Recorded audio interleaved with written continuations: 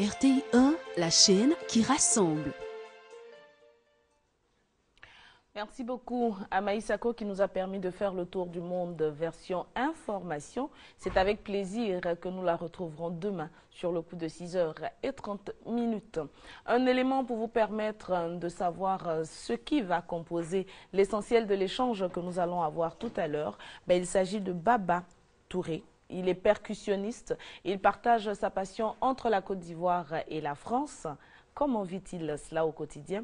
On en parle juste après que vous ayez vu cet élément. Tous les 2 minutes.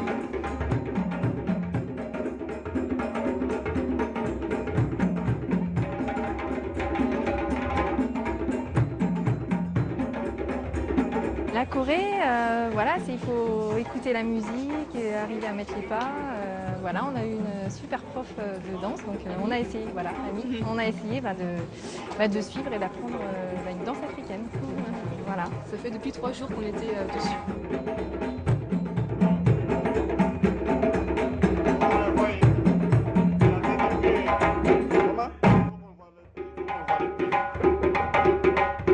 La rencontre avec les Ivoiriens, voilà, qui sont vraiment super accueillants. Voilà, de la danse bien tonique. Et puis ramener plein de souvenirs pour donner envie aux gens de venir ici, quoi, découvrir. C'est la danse et les gens.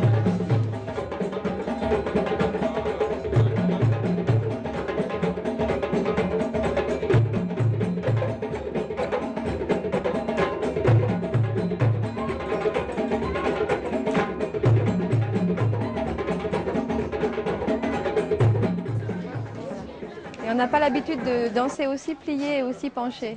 Donc là, vraiment, on découvre.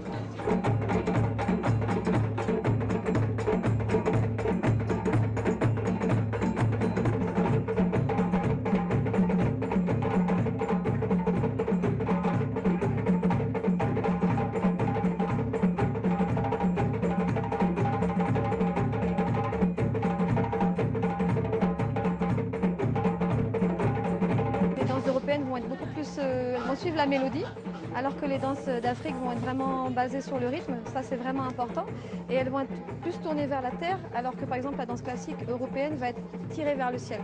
En fait, on va aller chercher à chaque fois vers le ciel, on va pousser le poids du corps vers le ciel, alors que les danses africaines, c'est l'inverse. On va aller chercher le sol. En fait. Et on va travailler beaucoup dans le relâché et la respiration, alors qu'en danse classique, on va travailler la tenue.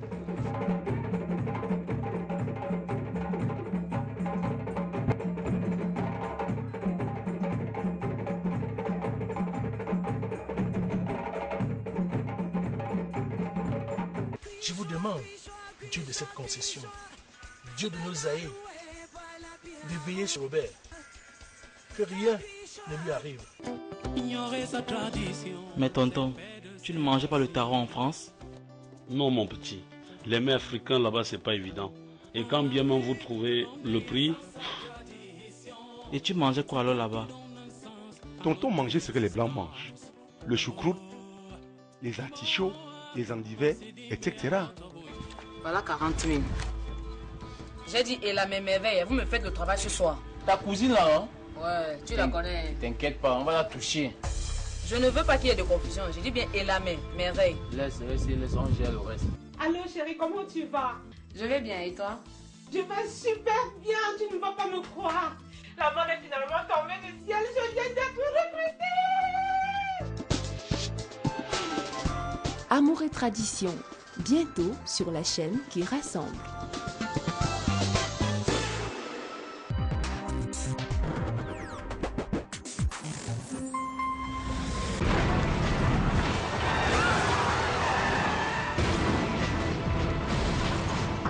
La découverte d'une nouvelle source d'énergie a provoqué une crise mondiale.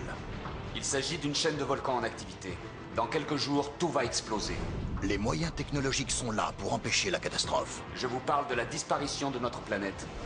Mais auront-ils le temps Feu vert pour la descente. de fouiller les entrailles de la Terre à 40 km de profondeur et de faire exploser des réacteurs nucléaires pour sauver la planète? Hey, qu'est-ce qui se passe? Un champ magnétique. On va mourir engloutis par le magma, Karen, fais quelque chose! Accrochez-vous! C'est de la roche compacte devant. Tu pourrais pas me faire confiance pour une fois? Luc Perry, Michael Dorn. 10 à voir ce samedi 30 août à 23h30 sur RTI 1.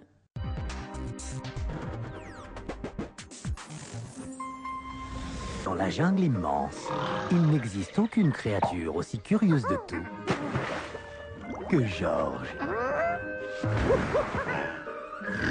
S'il y a du rire dans l'air, il est partant. S'il y a des bêtises dans l'air, il est dans le coup. Et s'il y a de l'aventure dans l'air... Mon chapeau, s'il te plaît. Il fonce. Au bonheur des tout-petits, dès 18h05, du lundi au vendredi, pendant ses grandes vacances, avec Georges, le petit singe. Tu m'as suivi jusqu'ici depuis l'Afrique? Suivi de Dragon. Mais voilà. En principe, j'ai une musique de soutien à partir de cet instant. Bye bye.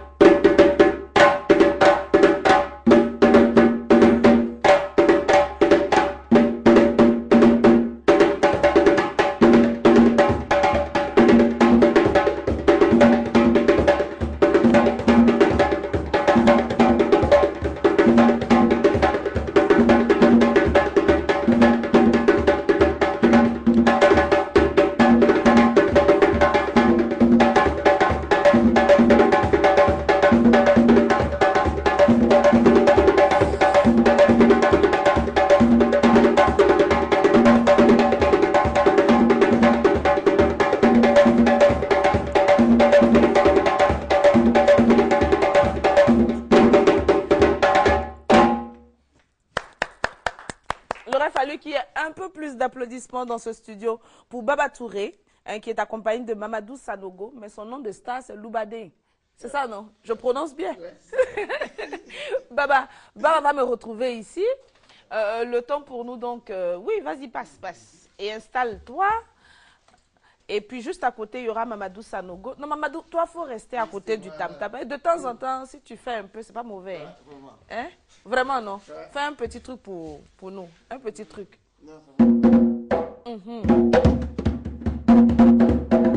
C'est bébé. Ah, c'est bébé, non? Ah, d'accord. Merci.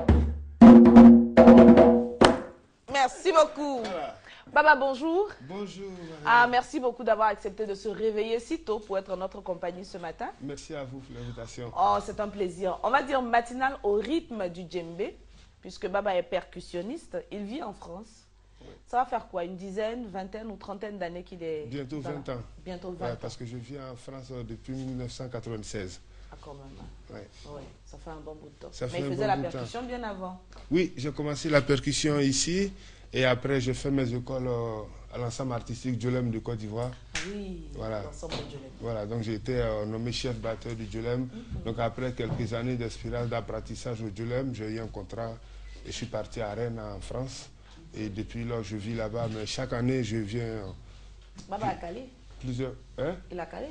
Non. Ah, d'accord. Ah, non. Je suis parti, j'ai eu un contrat par une école. En bonne et due forme. J'ai été en emploi jeune. Mon emploi a été financé par l'État, en grande partie par l'État français, pendant 5 ans.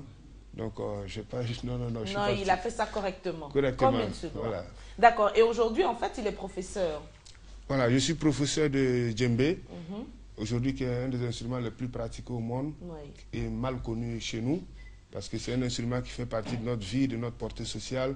Donc du coup, on ne donne pas assez d'importance à cet instrument-là. On ne lui donne pas toujours la place qu'il faudrait. La place qu'il faudrait, alors que c'est l'instrument aujourd'hui qui fait partie des instruments les plus pratiqués au monde. Wow. Donc moi, je suis professeur de djembé, donc je donne des stages, des masterclass. Je participe même à des formations de leadership dans certaines universités, à travers toujours mon djembé. Ah bon? Leadership et djembé, ça doit être le thème d'une conférence, hein? Ben oui, on fait des conférences. Bah ouais. Oui, on fait des conférences.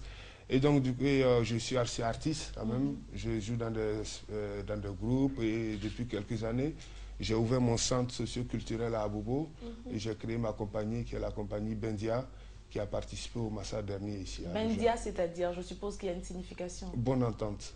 Ah, Bendia. Ouais. D'accord. D'accord. Mais comment il partage son temps, comment il s'organise entre la France et la compagnie qui est ici en Côte d'Ivoire? C'est que depuis, j'ai fait de l'enseignement beaucoup dans une école sur place à Rennes pendant des années. Et pour pouvoir poursuivre ma carrière et aussi voyager. Donc j'ai arrêté de faire de l'enseignement sur place. Donc j'ai des élèves formés dans mon école aujourd'hui qui font de l'enseignement sur place. Et moi, mon rôle, c'est de voyager maintenant à travers des associations, des écoles de musique en France et en Europe et même hors de l'Europe pour donner des masterclass. Et donc je fais ça toute l'année. Et pendant l'été, je fais la scène. Donc je suis en tournée, voilà, des spectacles en tournée. Parce que je fais partie du plus grand groupe de percussion africaine au monde qui s'appelle Sewakan, qui est le groupe de Mamadi Keïta, qui était le plus grand percussionniste connu guinéen. Avec plusieurs nationalités au sein du groupe, c'est comme l'équipe, c'est ça on dit l'équipe nationale du djembé. N'est-ce pas? On est plusieurs... L'équipe africaine. Voilà, l'équipe africaine du djembé, on est plusieurs nationalités. Donc je tourne l'été, et je fais différents projets, et je trouve quand même le temps de venir chez moi en Côte d'Ivoire 2 à 3 fois par an, pour voir la famille, voir les amis, aussi continuer le projet et puis aussi défendre aussi ma culture, ma tradition, le djembé. N'est-ce pas? Le djembé, en fait, pour les personnes qui ne savent pas, c'est le tam-tam. Hein? Oui, c'est le tam-tam, voilà. Qu'on utilise dans toutes les régions de la Côte d'Ivoire et d'Afrique pour les percussions, dans tous les rythmes. On a dit woyo, on a fait un peu de woyo tout à l'heure, musique mandingue, musique contemporaine. Contemporaine, dans tous les styles de musique, le djembé, c'est un instrument qui peut être utilisé partout. Voilà. C'est comme je disais tout à l'heure au début, c'est un instrument qui fait partie de notre vie, de notre portée sociale ici. Mais on a la chance encore, on a notre culture, notre tradition. Moi, je suis ambassadeur de la culture, tradition ivoirienne et africaine à travers les autres pays. Officiellement nommé ou officieusement nommé? Officieusement nommé, mais par la grâce et par la force des choses. J'ai été, voilà, par la force des choses, je suis le percussionniste ivoirien le plus connu. Ah, maintenant, nous, volontiers sur RTI, on décide, on va t'appeler Excellence, monsieur l'ambassadeur du djembé. Voilà, ben et je ne suis pas le seul. Oui, bien Aujourd'hui, sûr. Il y a un autre percussionniste ivoirien qui fait son bout de chemin aussi, et j'en suis vraiment content parce que du coup, je ne suis pas seul à me battre sur le terrain, qui est Guéhi Thomas, qui est un frère à moi, qui a été formé ici à l'EDEC, chez Marie-Rose Guiraud. Voilà. Il était là dernièrement, voilà, justement, il était là pour le 40e anniversaire de carrière de l'artiste. Donc on est toujours ensemble, on fait des choses justement pour défendre cette culture. Et nous, on n'est pas que tous les deux.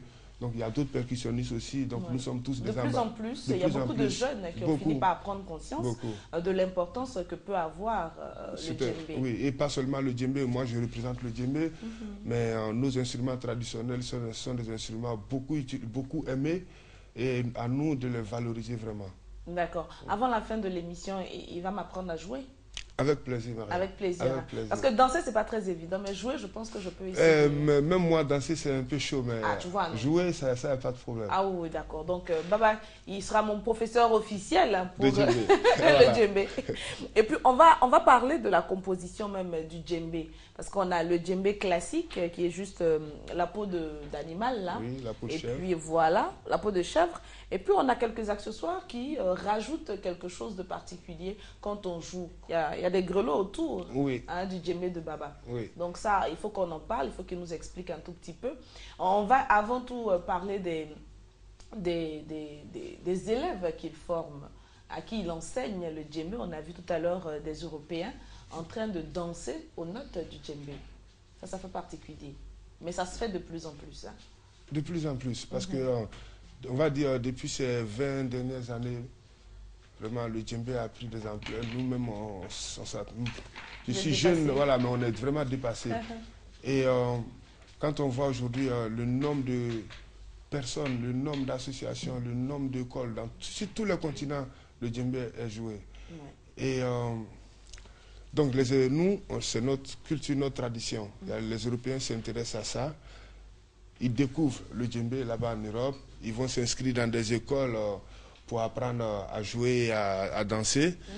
Et après, nous, moi ou d'autres artistes, on organise des stages en Afrique. Et comme moi aussi, j'ai différents contacts là-bas avec des associations. Donc, on arrive à faire venir des gens pour venir découvrir. Parce qu'ils découvrent ça là-bas. Oui. Mais sur place, c'est différent. Parce que voilà, comme nous, c'est notre tradition, notre culture. Ce n'est pas seulement la pratique de l'instrument. C'est tout ce qu'il y a autour aussi, notre vie ici. D'accord. Nous reviendrons à Baba tout à l'heure pour la suite de notre entretien. Mais nous avons un impératif publicitaire.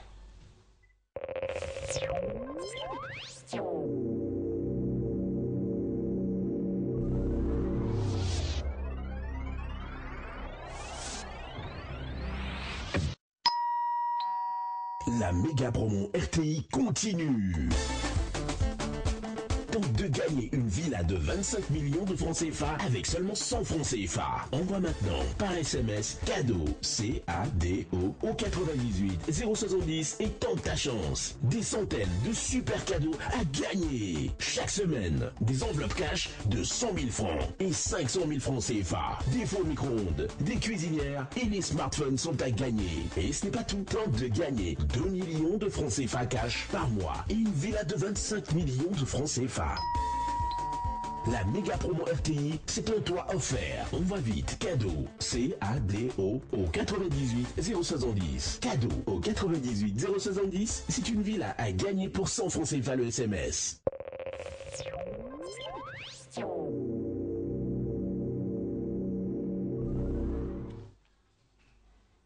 Alors, Baba, justement, à propos des Européens qui apprennent, c'est pas très évident, non, parce qu'ils n'ont pas, comme on dit, ils n'ont pas forcément le rythme dans le sang comme les Africains qui, tout petit déjà, on sait esquisser des pas de danse, on sait plus ou moins avoir ce rythme-là. On peut prendre combien de temps pour former quelqu'un, comme on a pu voir sur les images, afin qu'il danse aussi bien en Europe? C'est le temps d'assimilation des choses sont toujours différents. Oui, ça c'est clair. En fonction des personnes. Mais dans l'apprentissage du djembé, qui est mise sur place, on va dire, en Europe un peu, pour pouvoir permettre, on a mis une pédagogie en place pour pouvoir permettre aux Européens d'accéder à cet instrument. Donc avec mon maître spirituel, Mamadi Keïta, et en collaboration avec les ressortissants de différents pays, nous avons mis un solfège et on a fait un bouquin qui s'appelle « Une vie pour le djembé ». Qui est traduit en français, en allemand, en anglais, qui est vendu partout. Et les gens qui viennent s'inscrire, il y a des gens qui viennent simplement comme ça pour le plaisir. Oui. Voilà, ils viennent 1 heure, 2 heures, 3 heures par semaine après le boulot pour faire changer voilà, pour échanger. Histoire de faire un peu de musique. Mais il y a des gens qui vraiment s'approprient l'instrument. Et ça devient une passion, mais un travail aussi. Donc ceux-là, vraiment, ils s'y mettent à fond, ils se forment. Donc ça peut prendre 5 ans, 10 ans, 15 ans, comme nous. Oui. Pareil. Et pour nous, ils en font une profession. Ils en font une profession. D'accord. Mais ici, c'est plus facile parce que ça fait partie de notre quotidien ici. Donc eux, là-bas, ils sont obligés de vraiment travailler apprendre encore un peu plus. Faire plus d'efforts. Beaucoup plus d'efforts. Ben, même le fait de quitter là-bas, venir ici, travailler vraiment longtemps. Et il y a de très très bons percussionnistes européens aujourd'hui. Ils doivent avoir les paumes qu'il faut aussi, non? Ah oui. Ils ont des paumes qu'il faut. Donc, comme on dit, moi, il y a des percussionnistes qui ont les paumes plus cornées que les miennes. Parce que, voilà, il faut vraiment prendre soin de ses mains quand on est percussionniste aussi. Ah, ça tombe bien. Avant d'en arriver à comment on prend soin de ses mains quand on est percussionniste, pour que ce ne soit pas corné, comme il dit là, moi, je veux bien comprendre.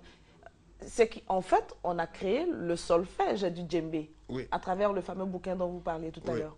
Ça doit être particulier, ça. Oui. Avec des notes et tout ça. Avec des notes, oui. Ben, moi, ce solfège-là, je ne peux pas lire le solfège moderne qui existait déjà avant, mais c'est ce solfège qui concerne simplement la percussion africaine, le djembé, bien sûr, oui. Ah, ça c'est. Et je pense que ça mériterait d'être vulgarisé pour que tous ceux qui ont envie d'apprendre le solfège, qui ont ou qui n'ont pas de notion en musique, en solfège, moderne, puissent y accéder aisément. Ben en tout cas, c'est pas du tout compliqué. Même les gens qui n'ont pas été à l'école peuvent apprendre ça. Et justement, je profite pour lancer un appel à tous mes frères et sœurs ivoiriens. Voilà, moi j'ai acquis des connaissances à l'extérieur. Je viens chez moi, c'est pour partager ces connaissances-là avec mes frères ici. Donc j'ai ouvert mon centre à Bobo, qui est l'ancien Diolem, que j'ai reprise, que j'ai baptisée maintenant Mateka, la maison des arts traditionnels et contemporains d'Abidjan. Voilà, donc nous sommes là-bas tous les jours dans la semaine de 9h à 13h pour les répétitions professionnelles du groupe, et l'après-midi aussi on est joignable sur place. Voilà, donc j'invite tout le monde à venir découvrir les lieux, la compagnie Bendia, et puis on est prêt à partager avec tout le monde ces expériences-là. Donc sur Abidjan en Côte d'Ivoire, on a et la compagnie et la maison des arts. Voilà, c'est la maison des arts qui abrite la compagnie. La compagnie, tout à fait. Et qui reçoit les étrangers et aussi qui organise des masterclass. Par exemple, là au mois d'avril dernier, pendant le massage, j'ai fait venir un musicien ivoiro-malien, justement pour partager son savoir avec les musiciens traditionnels d'ici. Belle expérience. Parlons de l'entretien des mains quand on est percussionniste. Il y a des secrets, il y a des soins en particulier, ça se passe comment? Mais avec la tradition ici, bien sûr, il y a des secrets. Il y a des plantes, si on peut dire des secrets ou des connaissances, mais il y a des choses qu'on a dans nos médicaments traditionnels ici qui nous permettent de prendre soin des mains. Je peux voir ces poules? Ah, quand même. Ouais. Voilà.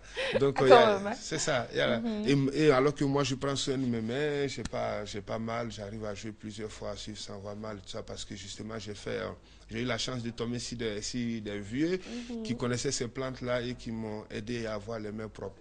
Et en Europe aussi, il y a beaucoup de crèmes, beaucoup de choses qui sont développées, voilà, pour les mains et tout ça, et pas seulement pour les mains. Pour tout ce qui est pratique du corps et tout ça, donc entretien du corps. Donc du coup, on utilise beaucoup ces crèmes-là aussi pour prendre soin, pour entretenir les mains. D'accord. Alors, est-ce qu'on peut avoir quelques notes de djembé? Là, tout à l'heure, on a eu un peu de woyo avec Sanogo. Loudemba, Loubadeng. Ouais, Loubadeng. On a eu un peu de woyo, donc c'est, on va dire, zouglou. Hein. Oui. Un autre rythme. Et voilà, je voulais juste... Loubadi, il a fait juste voilà, le woyo comme ça pour moi, parce que chaque percussionniste aussi a son registre. Tout à fait. Voilà, moi j'ai fait du woyo, comme presque tous les percussionnistes d'Abidjan, mais c'est pas ma spécialité. C'est pas ma spécialité le woyo. Moi je suis plutôt dans la musique traditionnelle. Et musique traditionnelle. D'accord. On va aller avec un titre donc...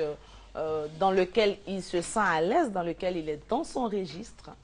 Et puis, on va voir, peut-être qu'on va faire danser Charlotte, bon, Madame Dendané peut danser un peu, oui. Bon, Christelle ne pourra pas laisser la régie et puis descendre, mais ce n'est pas grave, ce n'est que partie remise. Musique traditionnelle. Musique traditionnelle. D'accord. On y va. On y va. Il rapproche pour vous, téléspectateurs, son micro. Petit peu de danse avant d'aller au parfait.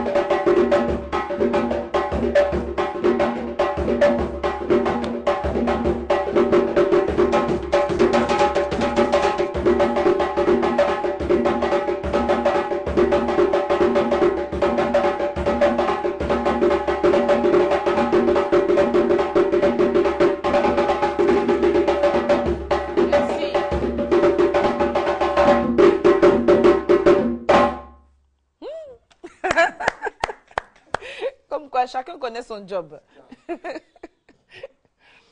il va peut-être m'expliquer ce qu'il a mis sur le rebord de son djembé. Hein, Baba? C'est métallique, non? Oui. Voilà. C'est ce qu'on appelle en malinké, en djoula, c'est mais en français, des sonnailles. Voilà. Et comme on peut dire aussi des oreilles. Normalement, de grandes oreilles. Hein? Voilà, des grandes oreilles. Normalement, le djembé, traditionnellement fait, le djembé est fait de bois. Oui. Cerclage. Le cerclage, c'est ce qu'il y a... Il y a 3 cerclages autour dans le djembé. Il y a un premier cerclage Il y a un premier cerclage sous la peau. D'accord. Il y a un second cerclage à l'extérieur de la peau. Et en bas, il y a un petit cerclage. Là où ça s'affine. Voilà, ici. D'accord, ok. Et on met le cordage qui relie ces cerclages-là, qui permet de donner, quand au fur et à mesure qu'on tisse sur le cordage, qui donne l'attention à la peau de chèvre. Et donc, on peut toujours étendre facilement grâce aux différents cerclages. Aux différents cerclages. D'accord. Au fur et à mesure, tu serres, au fur et à mesure, il y a le son qui devient de plus en plus aigu. Ah, donc, en fonction de comment c'est réglé, le son est soit plus grave, soit plus aigu. Plus aigu. Wow. Voilà. D'accord. Et moi, personnellement, j'aime toujours... c'est une manière de prendre soin de mon djembé. Donc, je mets toujours de la décoration. À la preuve, il est clean, hein? Voilà, je décore toujours. Et ça, le sonage permet de donner un peu plus d'harmonie. Oui. C'est pour apporter de l'harmonie au son qu'on rajoute le sonage là. Ouais. Voilà. Et ce matin, nous n'avons pas tous les autres instruments avec nous, mais le djembé, ici, traditionnellement, il est accompagné de dundun. Voilà, là, ce qu'on met sous ça, c'est le tama. Ah, ça, c'est tama. Voilà, mais le dundun aussi, c'est la grosse caisse aussi avec qui donne la basse. Ah, d'accord. Voilà, c'est ça. Ouais. Vous connaissez, hein? Disons que je suis plutôt curieuse. C'est très bien, ça se voit. Donc voilà, donc le djembé est accompagné de dundun. Et c'est cet ensemble-là qui fait un orchestre de djembé. Donc en fait, on peut faire qu'un orchestre de djembé, mais avec différentes tonalités. C'est ça. Ben moi, dans mon groupe, c'est ça. Nous sommes, c'est un groupe de percussion. Et c'est le djembé accompagné de dundun. Maintenant, dans mon style, j'ai rajouté la mélodie avec la guitare, le balafon, la kora, plus la voix des femmes traditionnelles. Voilà. Et donc, je me sers de cette tradition-là pour évoluer vers le monde moderne. Par exemple, là, quand je vais rentrer au mois de novembre, je fais une création de musique afro-jazz dans un festival qu'on appelle Jazz à l'Ouest en France. Donc voilà, il y a des festivals aussi qui me demandent comme ça des créations. Voilà, je viens de Martigues, à côté de Marseille en France pendant 10 jours et ainsi de suite dans d'autres festivals. Pareil, je collaborais avec des Siciliens, des gens qui viennent de Mongolie, Chili. Wow. Voilà, donc c'est mon djembé qui me permet d'aller vers tous ces horizons-là.